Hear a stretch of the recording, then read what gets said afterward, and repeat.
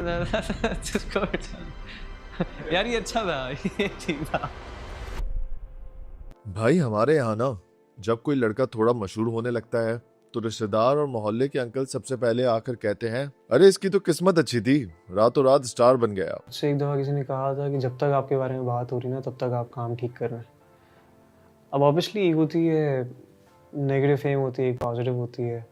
पता नहीं इन अंकलों के पास किस्मत नापने का कौन सा सस्ता स्केल मौजूद है।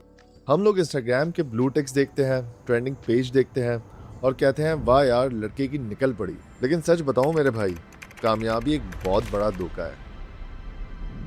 अपनी गाड़ी रिवो निकालूं, साथ में जाना तुझको बिठा दूं।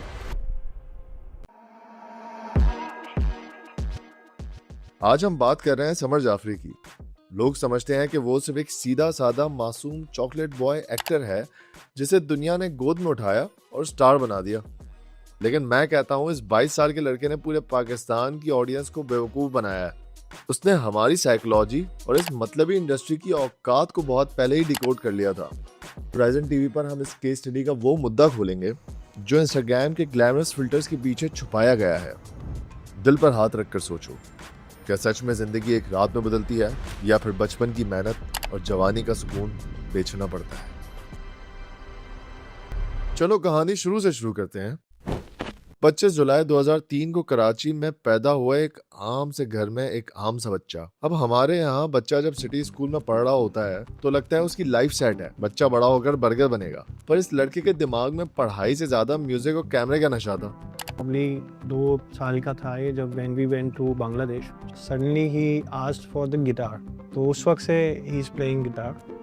सोचो जब हम और आप 12 साल की उम्र में स्कूल की असेंबली में सबसे पीछे खड़े होकर दोस्तों को पीछे से ठुड्डे मार रहे और सोच रहे थे कि आज कैंटीन में आलू का समोसा मिलेगा या नहीं, ये लड़का स्कूल के ऑडिटोरियम में माइक पकड़कर मॉर्निंग असेंबली में गाने गा रहा था और पूरा स्कूल चुपचाप उसको सुन भी रहा था। असेंबली के इसी कॉन्फिडेंस की वजह से अनवर मकसूद साहब का लेजेंडरी थिएटर प्ले पौने 14 अगस्त में इस 12 साल के बच्चे को स्टेज मिल गया। मैंने स्टार्ट किया था अनवर साहब के पौने 14 अगस्त से बैक इन 2012। हम इस्लामाबाद रहते थे, तो ऑडिशंस थे उस थिएटर प्ले के, तो वो मैं उस टाइम पे था कोई 9 साल का या 8-9 साल का था। भाई साहब हमारे यहाँ 12 साल का लड़का अगर मेहमानों के सामने खड़ा हो जाए तो सबसे पहले अपनी शर्ट के बटन सही करता है और ये लड़का पूरे कराची के सामने डायलॉग बोल रहा था। उसके बाद ये लड़का tiger biscuit, Horlicks, Rooh Afza जैसे कमर्शियल्स किए जा रहा था। फिर 2014 में टेलीफिल्म गुदगुदी से टीवी पर पहली अपीयरेंस दी। सबको लगा कि नया चाइल्ड स्टार मिल गया है, लाइफ सेट है। मगर मेरे भाई ये इंडस्ट्री बड़ी कुत्ती चीज है। टेलीफिल्म के बाद एक ऐसा बुरा वक्त आया जब काम मिलना बंद हो गया। बच्चा थोड़ा बड़ा हुआ, लुक बदली, चाइल्ड स्टार वाला टैग खत्म हुआ तो इंडस्ट्री ने उसे भुला दिया। वो लड़का जो कल तक कमर्शियल की जान बना हुआ था, स्टार था, आज घर बैठा था। आई वाज लाइक अब मैं करूं क्या? जिन चीज़ें मुझे लग रहा था इनकी वजह से मुझे काम मिलेगा, उनकी वजह से काम ही नहीं मिल रहा। अब मैं कहाँ जाऊँ?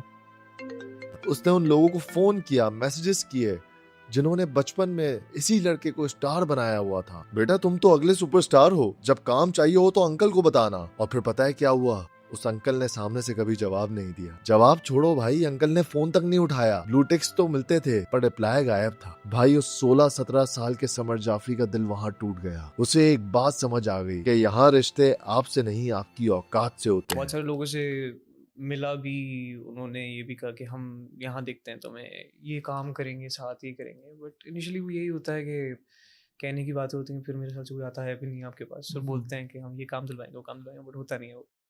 मगर आर्टिस्ट वो नहीं जो रास्ता बंद देखकर रोना शुरू कर दे। समर ने रोना नहीं रोया। उसने एक सस्ता सा गिटार उठाया और अपने कमरे को अपना स्टेज बना दिया। उसने सोचा अगर तुम लोग मुझे बड़ी स्क्रीन पर चांस नहीं दोगे तो मैं तुम्हारी मोबाइल स्क्रीन में घुस जाऊंगा। उसने सोशल मीडिया पर अपने रॉ अकूस्टिक गाने डालना शुरू किए।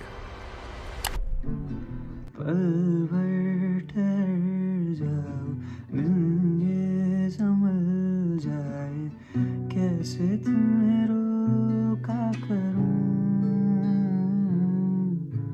मेरी तरफ आता हर गम फिसल जाए, आँखों में तुमको भरूं,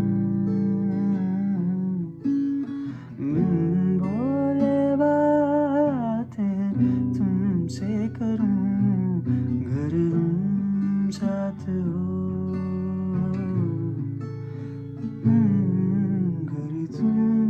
साथ हो। लेकिन अभी दुनिया को सबसे बड़ा झटका लगना बाकी था। साल आया 2023।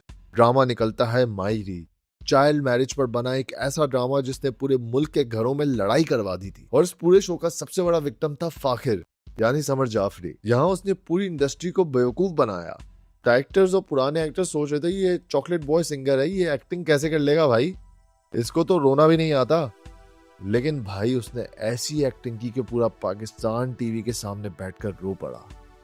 फाकिर कोई टिपिकल हीरो नहीं था जो गाड़ी से उतरे और 4 गुंडों को मार दे। वो एक बेबस टीनेजर था जो सिस्टम में पिस रहा था। लोगों ने उससे हमदर्दी भी की और उस पर अपना गुस्सा भी निकाला। जो फाखिर का कैरेक्टर था वो शुरू में बहुत पॉजिटिव था और बहुत ग्रीन फ्लैग टाइप था, बट एंड वाले एपिसोड्स में लाइक 20-25 एपिसोड के बाद 40 एपिसोड्स तक उसने इतना नेगेटिविटी अपने अराउंड गैदर की हुई थी। मुझे था कि यार लोग मुझे बहुत सुनाएंगे और मैं बहुत ट्रोल होऊंगा, बट लकीली वो नेगेटिव भी इतना लोगों ने पसंद किया। तो रातों रात समर के इंस्टाग्राम के फॉलोअर्स बढ़ गए, फैन पेजेस बढ़ गए, और जो डायरेक्टर्स पहले फोन नहीं उठाते थे अब वो मैनेजर के आगे हाथ जोड़कर खड़े थे कि प्लीज हमें टाइम दे दो।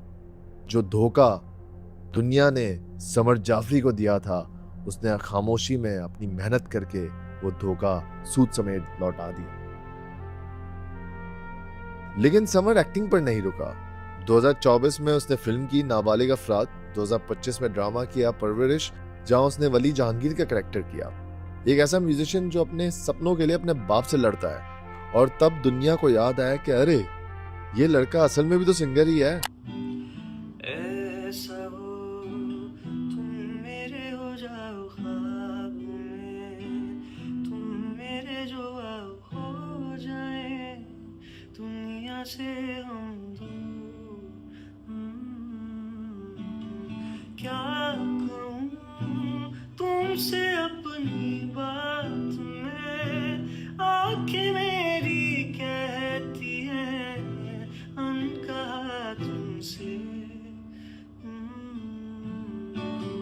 मैं रहूं उसके गाने चलो दूर कहीं और परवरिश के ओएसटी स्पॉटिफाई यूट्यूब पर ट्रेंड करने लगे। और अभी हाल में ही अप्रैल 2026 में जब समर पहले ही एक्टिंग का किंग बन चुका था उसने म्यूजिक इंडस्ट्री में अपना सबसे बड़ा पावर मूव खेला। उसने अपने बचपन के दोस्त आशिर वजाहत के साथ हाथ मिलाया। 2 अच्छे म्यूजिशियंस ने जब एक साथ कोलैबोरेट किया तो उनका गाना तुम ना हो आया। इस गाने ने भाई साहब इंटरनेट पर तबाही मचा दी। हर कोई रात को हेडफोन लगाकर समर की आवाज में अपना दुख ढूंढ रहा था। भाई जब स्टेज पर खड़े होकर हजारों लोग तुम्हारा नाम चिल्लाएंगे ना तब लगेगा कि हाँ अब बदला पूरा हो गया। आज जून 2026 में उसका नया ड्रामा राजा लंदन का टॉप ट्रेंड पर चल रहा है और लड़का अपना म्यूजिक भी नहीं छोड़ रहा। उसने एक्टिंग से दुनिया को फतह किया और म्यूजिक से दिलों पे राज किया। तो मेरे भाइयों और उनकी बहनों, ये थी कहानी एक ऐसे लड़के की जिसने दुनिया से रास्ता नहीं मांगा बल्कि अपना रास्ता खुद बनाया। समर जाफरी ने दुनिया को और हम सबको बेवकूफ बनाया कि वो एक सीधा साधा बच्चा है, पर वो एक छुपा रुस्तम निकला जिसने अपने हुनर से सबकी छुट्टी करवा दी। कामयाबी मेहनत मांगती है भाई, सस्ती किस्मत नहीं।